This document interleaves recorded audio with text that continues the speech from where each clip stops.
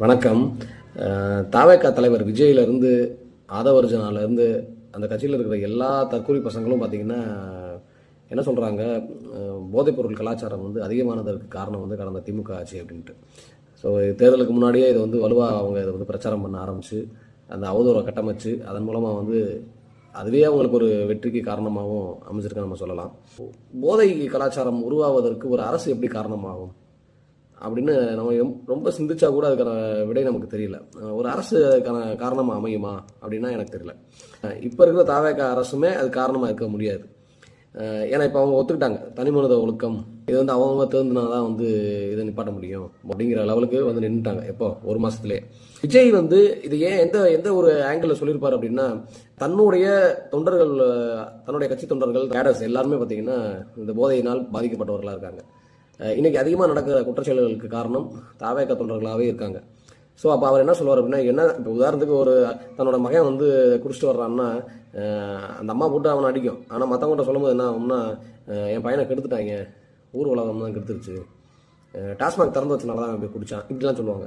அதேமாரி தான் காக்கைக்கு தன் குஞ்சு பொன் குஞ்சுங்கிற மாதிரி தற்கூரிக்கே தன்னுடைய தற்கூரி தொண்டர்கள் பொன் தற்கூரிகள் தான். இந்த நரேஷனில் தான் என்ன சொல்கிறார் அப்படின்னா, விஜய் அரசாங்கம் தான் காரணம், என் தொண்டர்களை கெடுத்தது அவங்க தான், என் தொண்டர்கள் இன்னைக்கு இவ்வளோ குற்றச்செயல்களில் ஈடுபடுறாங்க, முன்னாடியும் ஈடுபட்டிருந்தாங்க, அதுக்கு காரணம் என்னன்னா போதை கலாச்சாரம். அந்த போதை கலாச்சாரம் இருக்கிறனால தான் எல்லாரும் பார்த்தீங்கன்னா குற்றச்செயல்களில் ஈடுபடுறாங்க. இல்லை நேரத்தில் கூட சொல்லியிருக்கலாம்.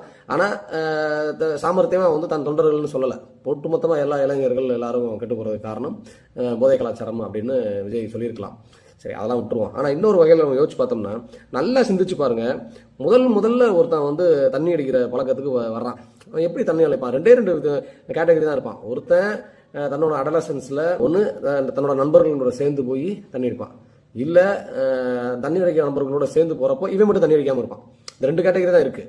ஸோ இந்த நண்பர்கள்லாம் எப்போ தண்ணி அடிக்க ஆரம்பிக்கிறாங்கன்னு நம்ம யோசிக்கணுமா இல்லையா? அவங்க எப்படி கற்றுக்குறாங்க அப்படின்னா, அவன் நேரடியாக போய் வீட்டிலேருந்து நேராக கல்லூரிக்கு போகிறான், இல்லை வீட்டிலேருந்து நேராக ஸ்கூலுக்கு போகிறான், போயிட்டு வர்ற வழியில் இருக்கிற டாஸ்மாகை பார்க்குறான், நேராக டாஸ்மாகில் போய் ஒரு சரக்கை வாங்கி அடிப்பானா? இல்லை அவனுக்கு போதையினால் உந்தப்பட்டு சாப்பிட்டா அவன் போதை ஏறும், போதைனா என்ன அப்படிங்கிறத கூட அவனுக்கு அந்த அறிவு கூட இருக்காது. இல்லை அப்படித்தானே முதல்ல ஆரம்பத்தில் இருக்கும். போதைனா என்னன்னு தெரியணும்ல, போதும் அதுக்கு இனிக்குமா கசக்குமாங்கிறதுலாம் அவனுக்கு தெரியாது. இல்லை அப்போ எப்படி போய் ஃபர்ஸ்ட் டேஸ்ட் பண்ணுவான்? அவனுக்கு எப்போ தோணும் அப்படின்னா, பெரும்பாலான இளைஞர்கள், பெரும்பாலான அடல்ட்ஸ் எப்படி முதல்ல டேஸ்ட் பண்ணுறாங்க அப்படின்னா, சினிமா நடிகர்கள் மூலமாக தான். அது ஒரு ஃபேண்டசி, அது ஒரு ஃபேன்சி, அதை குடிச்சா ஒரு கெத்து, நம்ம பசங்க கூட நம்மோட குடிச்சோம்னா நம்ம ஒரு கெத்தான ஆள் அப்படிங்கிற மாதிரி காமிக்கிறதா குடிப்பாங்க. அது எதை பார்த்து கற்றுக்கிறான் அப்படின்னா, விஜய் மாதிரி நடிகர்கள் நடிக்கும் படங்கள்ல, விஜய் மாதிரி ஹீரோ நடிக்கிற படங்கள்ல அவங்க என்னென்ன செய்கைகளை செய்கிறாங்களோ அதை இவனும் ஹீரோயிஸ்டிக்காக செய்யணும்னு சொல்லிட்டு தான் இந்த மாதிரி பழக்கம்